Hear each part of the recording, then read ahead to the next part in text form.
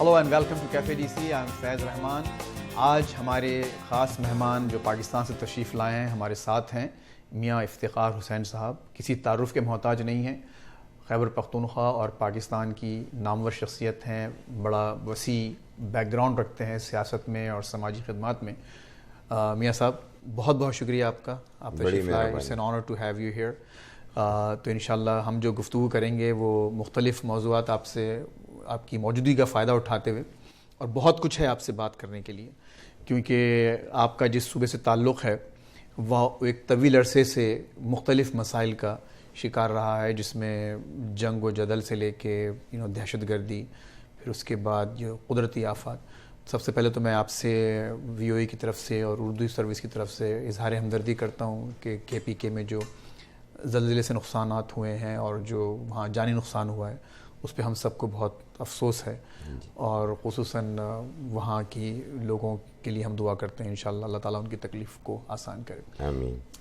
اس سے میں آپ کیا فرماتے ہیں؟ سب سے پہلے تو یہ کہ چونکہ میں ملک سے باہر ہوں اور اکثر ایسے موقع پہ میں ہمیشہ وہاں پہ موجود رہتا تھا, تو ایک دلی رنج بھی ہو رہا ہے اور ایک تکلیف بھی محسوس کر رہا ہوں کہ کاش میں وہاں پہ ہوتا اور آج لوگوں کی خدمت کرتا نظر آتا. جی وہ ہسٹری ہے آپ کی. آپ بہت مشکل حالات میں بھی سین پر جائے وقوع پر موجود رہتے ہیں. تو ایک تو جس پارٹی سے میرا تعلق ہے عوامی نیشنل پارٹی, تو اس کا مرکزی اور صوبائی اور علاقائی یعنی ضلعی تنظیمیں وہ خود بھی زلزلہ کے حوالے سے لوگوں کی خدمت کر رہے ہیں, اور مجھے خوشی محسوس ہو رہی ہے کہ وہ اپنا کام سر انجام دے رہے ہیں. اور میری جو اپنی ایک فاؤنڈیشن ہے راشد شہید فاؤنڈیشن, تو اس کے زیر نگرانی جو ایمبولنس ہے اور جو افرادی قوت ہے یا وہااں پہ بلڈ کا پہنچانا یا لوگوں کو اسپتال تک پہنچانا, وہ سب کچھ ہمارا فاؤنڈیشن بھی راشد شہید فاؤنڈیشن آپ کے صاحبزادے کے جی بالکل, اس کے راشد شہید فاؤنڈیشن میرے صاحبزادے کے نام پہ ہے. تو اس کے بھی دلی خوشی محسوس ہو رہی ہے کہ وہ اس مصیبت کی گھڑی میں لوگوں کے کام آ رہے ہیں. اور ایک فضا جو ہے کہ وزیر اعظم صاحب کل گئے تو انہوں نے بھی وہاں پہ اعلانات کیے, صوبائی حکومت بھی اپنی طور طریقے کی بنیاد پہ لگے رہے ہیں. اس موقع پہ کسی کو مورد الزام ٹھہرانا مناسب نہیں ہے, وہ تو عوام خود دیکھ رہے ہیں کہ کون کیا کر رہا ہے.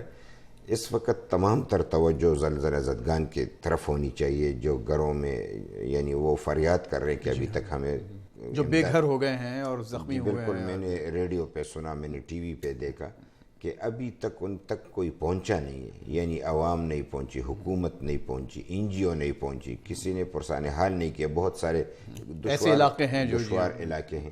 تو میری یہی گزارش ہوگی کہ وہاں تک جلد سے جلد پہنچا جائے, اور جو شہید ہوئے ہیں خدا ان کے درجات بلند کرے, جو زخمی ہوئے خدا ان کو صحت دے, لواحقین کو صبر جمیل دے. اور اس گھڑی کی مصیبت میں ہم کام بھی کریں اور حوصلے سے بھی کام لیں.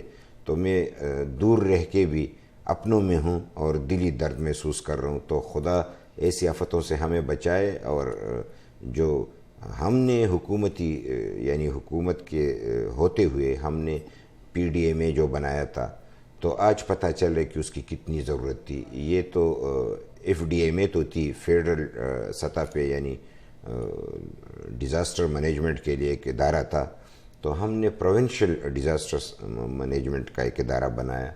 تو آج اسی کے تمام جو قدرتی آفات ہے تو وہی ڈیل کر رہے. تو اس کا اپنا فنڈ ہے, اس کی اپنی ایک قوت ہے اور افرادی قوت ہے. تو اس حوالے سے یہ بھی خوشی محسوس ہو رہی ہے کہ ہماری حکومت میں ہوتے ہوئے ہم نے ایک ایسا ادارہ قائم کیا ہے کہ جو ہمارا صوبہ مصیبتوں سے گزر رہا ہے, تو اس کو مد نظر رکھ کر ہم نے ایک ایسا کام کر دکھا ہے کہ آئندہ حکومتوں کے لیے بھی خدمت کرنے میں آسانی ہے. Very good.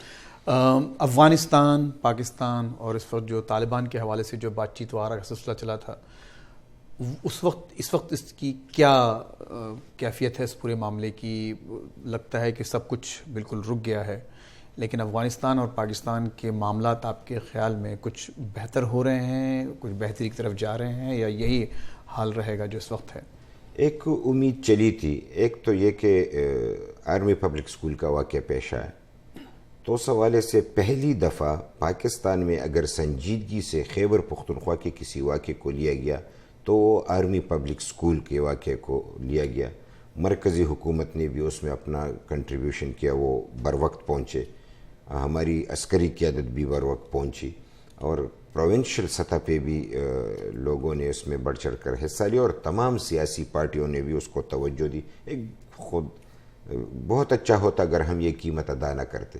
بڑی قیمت کے بعد یعنی بچوں کے میں اگر اس کا موقع ملا تو جس طریقے سے وہ واقعہ پیش آیا ہے تو اس کے بعد ایک یونٹی دکھائی دی اور اس میں عسکری قیادت، ہماری سیاسی قیادت، ہماری مذہبی قیادت اور عوام سب مل کے انہوں نے سیم پیج پہ آ کے ایک 20 نکاتی جھنڈا تیار کیا جو کہ نہایت اہم تھا. اور یہ ایک ہماری یعنی اس واقعے جسے نیشنل ایکشن پلان جسے کہا گیا، ایکشن پلان، بالکل نیشنل ایکشن پلان کی حوالے سے میں بات کر رہا ہوں. اور اس میں ایک اضافہ یہ ہوا کہ اس دوران اشرف غنی صاحب اور ہمارے وزیر اعظم صاحب کی ملاقاتیں ہوئیں، پھر ہماری عسکری قیادت کی اور اشرف غنی صاحب کی ملاقاتیں ہوئیں اور اس میں ایک فضا بن گئی.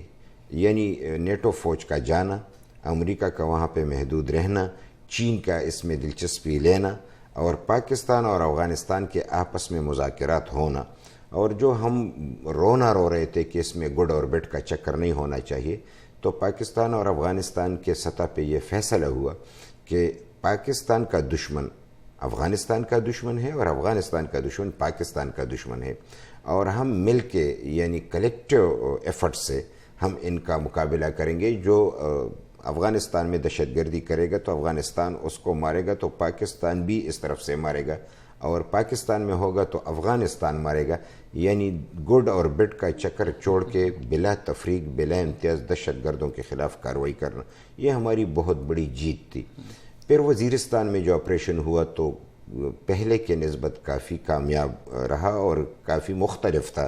یعنی پہلی دفعہ اگر ہم کہیں کہ کوئی ایسی آپریشن ہوا جس سے ازبک، عرب، چیچن، تاجک یا تو وہ مر گئے یا بھاگ گئے، اور ان کا جو ایک ٹھکانہ تھا یا اس کا جو بیس تھا اس کو ختم کیا گیا، اور اس لیے اب پریشر جو ہے وہ کم پڑ گیا.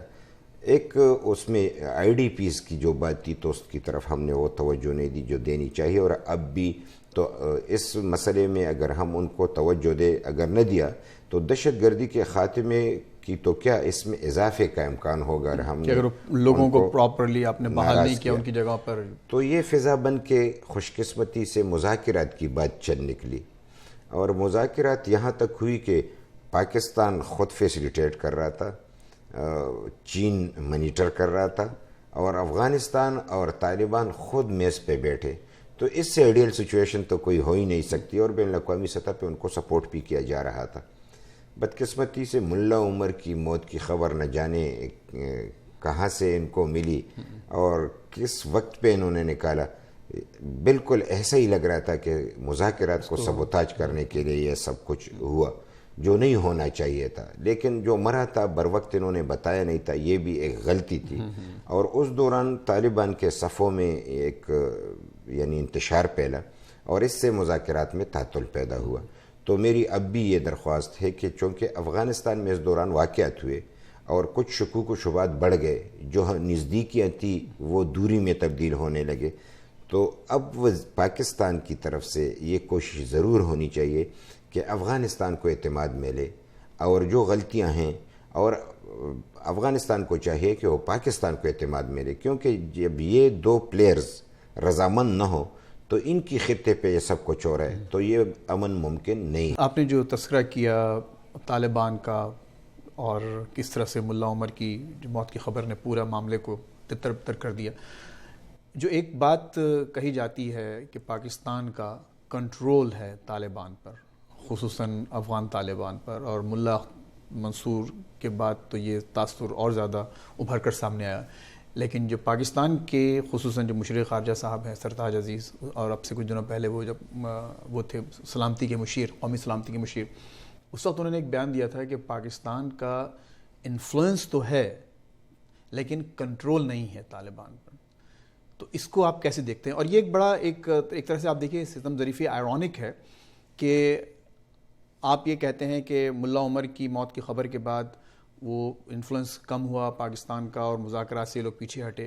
اب اختر جو ملا منصور صاحب ہیں ان کے بارے میں کوٹ ان کوٹ کہا جاتا ہے کہ وہ پاکستان ہیں، اور جو افغانستان میں جو واقعات ہوئے ہیں ریسنٹ، اس کے بارے میں یہ کہا گیا اگین خبریں اور تبصرے کہ اس سے ملا منصور کی پوزیشن مستحکم ہوئی ہے with in the ranks of Taliban. تو اس تمام جو ڈیمینشنز ہیں کیسے آپ اس کو دیکھ رہے ہیں, کیسے انالائز کرتے ہیں؟ ایک تو یہ کہ جب ملک کی سطح پہ اور سرکاری سطح پہ یعنی سرتاج عزیز صاحب کوئی کچھ بھی کہے لیکن ان کی پوزیشن جو ہے وہ خود جب مان رہا ہے کہ ہمارا وہاں پہ اثر رسوخ ہے تو اس کا مطلب یہ کہ اس سے بڑھ کے ہے. یعنی جب ایک بندہ اس طریقے سے مان رہا ہے اور پھر یہ کہ لازمی طور پہ ڈکٹیشن تو کوئی کسی کو نہیں دے سکتا. جو سرتاج عزیز صاحب نے کہا تو اس کا یہ اشارہ ضرور ہے کہ اثر رسوخ بھی ہے اور اثر ہے, رسوخ سے شاید نہ ہو لیکن یہ جو بعد میں کہہ رہے ہیں کہ کنٹرول یعنی ڈکٹیشن دینا, چونکہ ان کا اپنا ایک ایجنڈا ہے طالبان کا. لیکن یہ ضرور ہے کہ اگر کچھ طالبان ایسے ہیں جو پاکستان کی بات مانتے ہیں تو کچھ ایسے بھی ہیں جو ان کی بات نہیں مانتے, یعنی ان میں گروپس ہیں. اور آپ خود جب کسی ایک بندے کا نام لے کے اس گروپ کی طرف اشارہ کریں تو اس گروپ کے اپنے مخالفین بھی وہاں پہ موجود ہیں. تو یہ کہنا کہ طالبان کسی ایک ملک کے حوالے سے وہ کنٹرول ہوں گے یا کسی ایک سوچ یا ایک پارٹی کے, تو اس طریقے سے طالبان نہیں ہیں. طالبان خود کچھ بھی ہوں لیکن ان کے اپنے گروپس ہیں, کافی اختلافات ہیں, تو اس اختلافات کو مد نظر رکھ کر تمام گروپس کو اعتماد میں لینا پڑتا ہے. اس وقت ہمیں ایک چھوٹا سا بریک لینا ہے اور اس کے بعد جب واپس آئیں گے تو آپ سے میں آپ کی پارٹی کے متعلق کچھ سوالات کروں گا.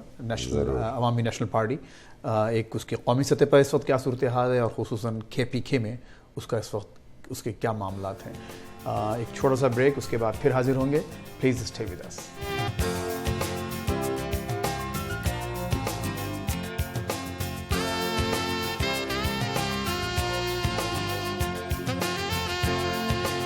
PTI کے پاس کوئی منصوبہ نہیں ہے. سوشل میڈیا کی بنیاد پہ تو ان کے پاس منصوبے ہیں, عملی طور پہ وہ ایک قدم اٹھانے کے قابل نہیں ہیں.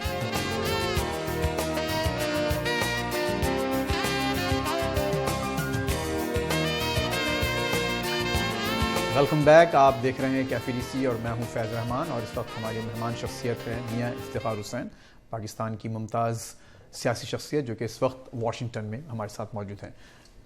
میاں صاحب ونس اگین ویلکم بیک.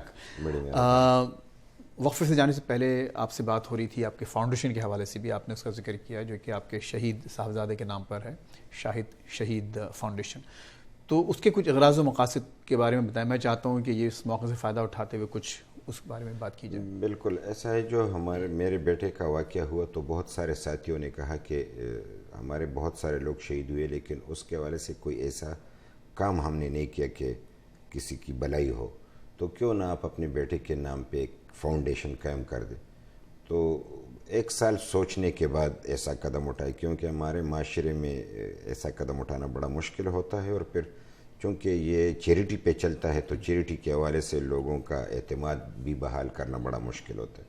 بہرکیف وہ قدم اس حوالے سے اٹھائے کہ جو اس دوران شہید ہوئے ہیں لوگ, تو ان کے بچوں کے لیے کیا کیا جائے.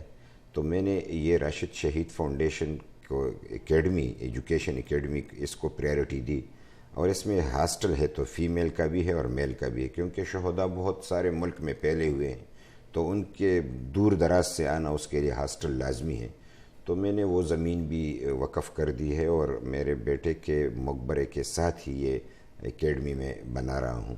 تو اس حوالے سے ایک ابتدا تو یہ ہے کہ پھر میں ہیلتھ کے حوالے سے ہمارے 2 وہاں پہ ایمبولنس ہیں تو وہ کام کر رہے ہیں, اور اس میں اب اضافہ ہو رہا ہے تو 1.5 سال سے تو وہ کام کر رہے ہیں. پھر میں نے اپنا گھر جو کہ بیٹے نے شادی کے لیے زمین فروخت کر کے بنایا تھا تو اس کو میں نے دستکاری سینٹر کے لیے وقف کر دیا ہے, اور وہاں پہ خواتین آ کے دستکاری کے حوالے سے کام کرتے ہیں.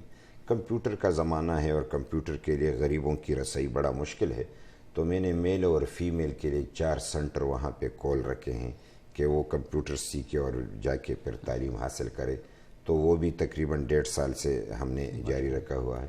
اویئرنیس کے حوالے سے بھی ہم کام کر رہے ہیں کہ مستقبل میں بچے کو کیا بننا ہے. تو ہمارے بڑے بڑے ممالک میں تو یہ طریقہ ہے, ہمارے ہاں نہیں ہے, تو ہم اسکول جا کے یہ کام کرتے ہیں اور بچوں کو یعنی اس کے مستقبل کے حوالے سے بتاتے ہیں کہ کیا بننا ہے اور کس طریقے سے اس کا رجحان ہے، اس پہ بھی ہم کام کر رہے ہیں. اور پھر ہم غریب لوگ ہیں تو فری میڈیکل کیمپ ہم لگاتے ہیں. ڈاکٹرز ہمارے پاس ہیں تو ان ڈاکٹروں کو لے کے جا کے دور دراز علاقوں میں میڈیکل کیمپ لگاتے ہیں، مفت میں ہم دوائیاں دیتے ہیں اور وہ کام کر لیتے ہیں. جس طریقے سے قدرتی آفت ہو تو بنو میں جو IDPs وزیرستان سے آئے ہیں تو اس کے لیے عید کے لیے ہم نے بندوبست کیا، پھر ان کے لیے ویسے بھی ہم گئے. اب یہاں پہ زلزلہ آیا ہے تو زلزلے کے لیے ہم اپنی مدد کر رہے ہیں.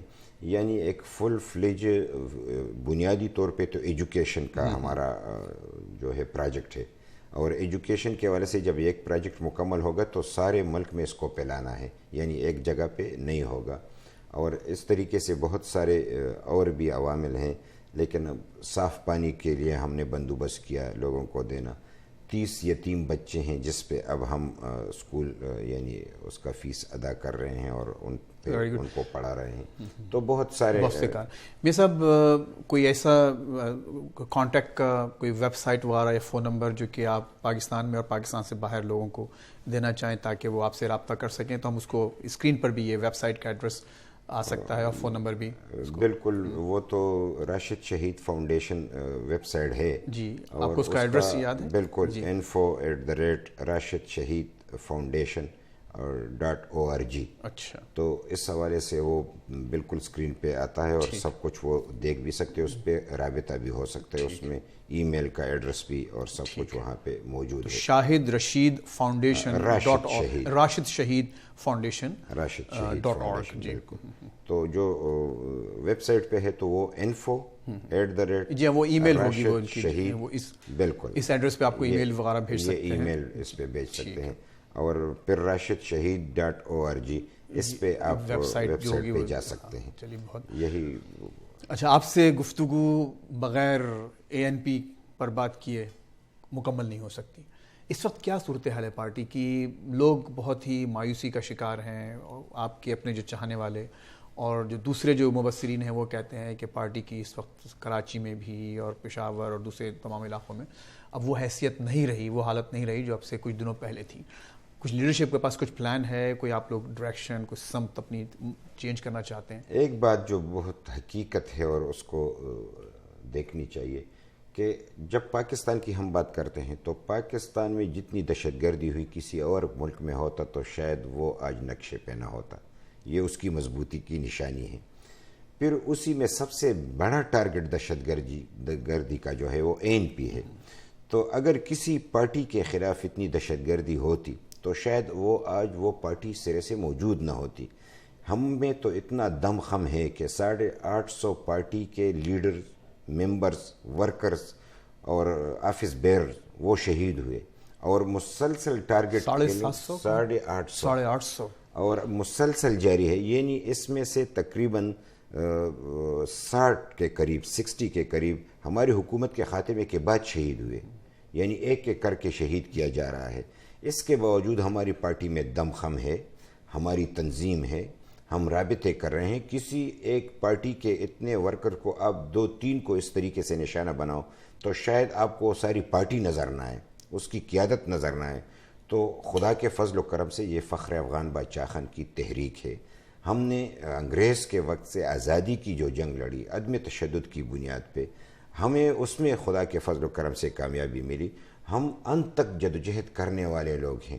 کبھی ہمیں الیکشن میں کامیابی ہوگی، کبھی ہمیں ہار ہوگی، کبھی ہمیں لوگ ہرا دیں گے، یعنی انجینئرڈ الیکشن کے ذریعے ہرا دیں گے. اچھا، آپ سمجھتے ہیں انجینئرڈ الیکشنز ہیں لازمی طور پر؟ بالکل. آپ یقین کریں کہ جب ہم جیسے لوگوں کو الیکشن کمپین کے لیے آپ کے سامنے میں بیٹھا ہوں تو ایک روز کے لیے میں حلقے میں نہیں گیا، ایک سنگل ڈے، اور میں الیکشن لڑ رہا ہوں اور میرے مقابلے میں دن رات لوگ پھر رہے ہیں. تو ایک پہلوان کے ہاتھ باندھ دو، دوسرے کے ہاتھ کولے چھوڑ دو، میدان میں مقابلہ کرے گا تو کون جیتے گا؟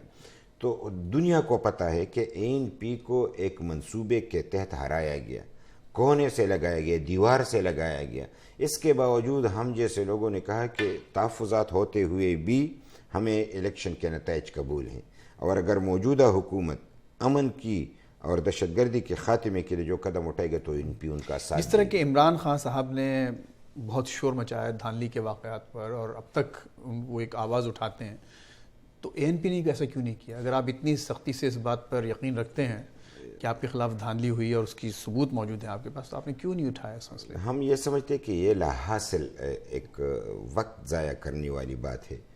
ہم نے بالکل جب عدالت نے کہا تو ہم نے تمام ریکارڈ مہیا کیا. یعنی اس سے اور کیا ریکارڈ ہو سکتا ہے کہ آئی جی بلور صاحب کارنر میٹنگ کر رہے خودکش آ کے اس کو 19 ساتھیوں کو ہمارا اڑایا. لوگ گولڈ ٹال رہے تھے، ہم جنازے اٹھا رہے تھے. تو ریکارڈ پہ دہشت گردوں کے تو جو تھریٹ ہیں وہ ریکارڈ پہ ہیں. ہمارے پارٹی کے جھنڈوں کو یعنی اتارنے کے لیے وہ تھریٹ دیتے تھے، ووٹ نہ ڈالنے کے لیے تھریٹ دیتے تھے، ہمارے کینڈیڈیٹس کو جانے نہیں دیتے تھے. تو کوئی اور تو ثبوت لے کے آئے گا؟ ہمارا تو میڈیا خود ثبوت ہے، ہمارے تو دہشت گردوں کے بیانات ثبوت ہیں، حکومت کو پتہ ہے. اب اگر کسی کو ہمت نہیں ہے کہ وہ اس حوالے سے کوئی فیصلہ کرے تو یہ تو ان کا اپنا کام ہے، لیکن ہم سمجھتے ہیں کہ جمہوریت کو چلتا رہنا چاہیے. تو اب اگلے الیکشنز کے لیے آپ تیار ہیں؟ کیا لائے عمل ہوگا آپ کی، کیا حکمت عملی ہوگی؟ کیونکہ ہو سکتا ہے یہی حالات پھر آپ کے ساتھ اگلے انتخابات میں پیش آئیں. ابھی لوکل باڈیز کے الیکشن ہوئے، ہم میدان میں گئے، ہم نے لوگوں سے رابطہ قائم کیا. پہلے کے نسبت کافی فرق ہے، ہمارے ووٹ میں کافی اضافہ ہوا، اور جن کی اہمیت زیادہ تھی ان میں بہت کمی آئی ہے، ان کا گراف گرا ہوا. بائی الیکشنز میں آپ کو بائی الیکشن میں بھی ایسا ہوا، اور لوکل باڈیز جو ہمارے صوبے میں ہوئے اس میں بھی کافی فرق آیا. چونکہ میں پہلے بھی کہہ چکا ہوں اور اب بھی کہوں گا کہ میں ملک سے باہر ہوں، مجھے ملک میں یہ موقع ملتے ہیں کہ میں اپنی بات کروں، اور جو اپنا مخالف ہے تو اس کو نیچے. یہ بھی ملک میں ہی جائے گا آپ کے پروگرام، تو اس میں آپ کہہ سکتے ہیں. لیکن ایک بات میں، چونکہ تھوڑا سا وقت ہمارے پاس مختصر ہے، ابھی ایک سروے آیا پاکستان میں، کافی ذکر ہو رہا ہے اس کا، اس میں خیبر پختونخوا کی حکومت کو کافی سراہا گیا ہے، ان کی پرفارمنس کو تمام دوسرے صوبوں کے مقابلے میں. آپ اس سے اتفاق کرتے ہیں؟ میں ان سروے پہ یقین نہیں رکھتا، اور میں اس لیے یقین نہیں رکھتا کہ ہمارے وقت میں انٹرنیشنل ٹرانسپیرنسی کا ایک رپورٹ آیا، تو اس نے کہا خیبر پختونخوا میں سب سے زیادہ کرپشن ہے. تو میں نے چیلنج کیا انفارمیشن منسٹر کی حیثیت سے، اور میں نے ان سے کہا کہ تم نے یہ بات کی تو یہ جھوٹ کہا ہے، غلط کہا ہے، تم نے کہاں سے یہ بات نکال لی؟ تو آپ یقین کریں جب رپورٹ انہوں نے پڑھی تو وابڈا بھی ہمارے ذمہ لگایا تھا اور انکم ٹیکس بھی، تو جو کہ فیڈرل کے تھے، تو ان کو ہٹایا. تو سب سے اچھی پرفارمنس ہمارے صوبے کی تھی. تو وہ جھوٹ پہ مبنی ایک خاص زاویے کے تحت اس کو یعنی جو لوگ کچھ نتیجہ اخذ کرنا چاہتے ہیں تو اس کے طریقے سے وہ سروے ہوتا ہے. ہمیں سروے پہ اس طریقے سے یقین اس لیے نہیں ہے کہ ایک اینگل کے ذریعے. تو آپ اس وقت کارکردگی سے مطمئن نہیں ہیں حکومت کی؟ میں تو یہ آپ اپوزیشن میں ہیں، ظاہر ہے، تو میں تو یہ ضرور کہوں گا کہ عوام مطمئن نہیں ہے.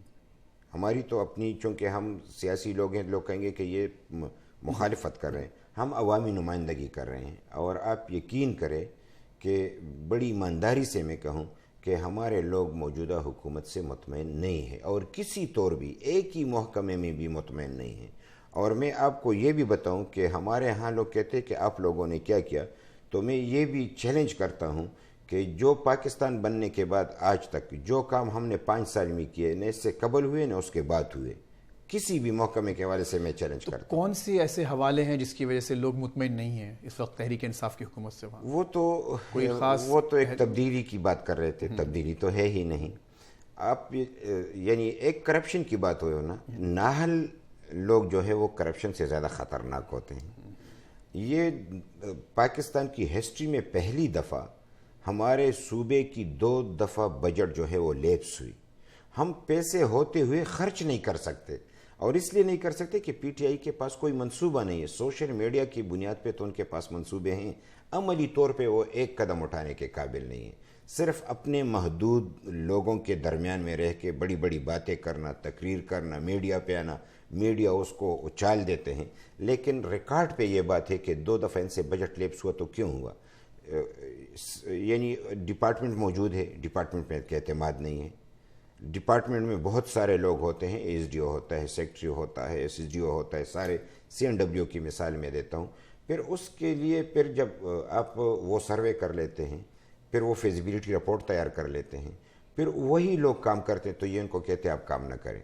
کنسلٹنٹ آئیں گے تو کنسلٹنٹ یہ اپنے لوگ لے آتے ہیں اور ان سے کہتے ہیں کہ آپ کم کر دیں، ان کو پتہ ہی نہیں ہوتا، تو اسی میں پروجیکٹ جو ہے وہ رہ جاتا ہے اور لوگوں کی پیسے جو ہے وہ ضائع ہو جاتے ہیں، اور مخصوص لوگوں سے پروجیکٹ اور کنسلٹنسی کرا کے اور سارے ڈپارٹمنٹ کو یرغمال بنانا، یہ اچھی بات نہیں۔ میں خود انفارمیشن منسٹر رہا ہوں، انفارمیشن ڈائریکٹریٹ کو اعلان ختم کر دیا۔ یہ میں سوچ نہیں سکتا کہ رائٹ ٹو انفارمیشن کی یہ بات کر رہے ہیں، جب رائٹ ٹو انفارمیشن تو تب ہوگا جب انفارمیشن ڈپارٹمنٹ تو ہوگی کہ ان تک تو کوئی رسائی حاصل کرے، تو انہوں نے عملاً ختم کر دیا۔ پھر میں نے کہا کہ بابا ہم اختلاف نہیں کرتے، ہم اعتراض بھی نہیں کرتے، ایسا ممکن نہیں ہے کہ آپ ایسے دور میں دنیا کہاں جا رہی ہے، انفارمیشن ڈپارٹمنٹ تو وہ تو نمائندگی کرتا ہے حکومت کی، تو آپ اس کو ترقی دیں، اس کو مضبوط کریں۔ تو 1.5 سال کے بعد پھر سے اس ڈائریکٹریٹ کو بحال کیا۔ تو یہ اچھا ہے کہ آپ نے اپنی پارٹی کا بڑا اچھا اس میں موقف دے دیا، کیونکہ اس تمام معاملات پہ اس سے پہلے پی ٹی آئی کے نمائندے جناب اسد قیصر صاحب یہاں موجود تھے، اردو وی او اے بھی آئے اور ڈی وائی بھی گئے، ان سے بھی کافی تفصیل سے صوبے کے معاملات پر گفتگو ہوئی تھی اور انہوں نے کافی دعوے کیے تھے۔ ایک آپ کا بھی موقف ہمارے سامنے آ گیا۔ میاں صاحب، اس وقت ہمارے پروگرام کا وقت ختم ہو رہا ہے، خواہش تو میری یہ تھی کہ آپ سے مزید بات کی جاتی۔ ماشاءاللہ آپ ایک بھرپور نمائندگی کر رہے ہیں پاکستان کی اور صوبے کی، اور بہت سے ایسے معاملات ہیں جس پر آپ سے ونس اگین انشاءاللہ سیر حاصل گفتگو ہوگی۔ آپ کی بڑی مہربانی، میں کچھ کہنا نہیں چاہ رہا تھا، آپ نے ترغیب دلائی تو میں نے نہیں پلیز، مجھے خوشی، میرا سوال تھا اور میں چاہتا تھا کہ آپ اس پہ اپنا موقف واضح کریں، آئی ایم ریئلی ہیپی کہ آپ نے بالکل کیا۔ تو آپ نے آج ہمارا پروگرام دیکھا کیفے ڈی سی۔ آج کے ہمارے مہمان خصوصی تھے جناب میاں افتخار حسین صاحب، جو کہ نہ صرف پاکستان کی مشہور سیاسی شخصیت ہیں بلکہ ان کی سماجی خدمات بہت ہیں، اور آپ نے ان کے صاحبزادے کے نام پر جو فاؤنڈیشن بنی ہے اس کے بارے میں بھی جانا۔ اور سب سے بڑی بات یہ تھی کہ میاں صاحب نے بہت اچھی طرح سے ایک کمپریہنسولی پاکستان کے سیاسی حالات کا تجزیہ پیش کیا، جس کے لیے ہم ان کے بہت شکر گزار ہیں۔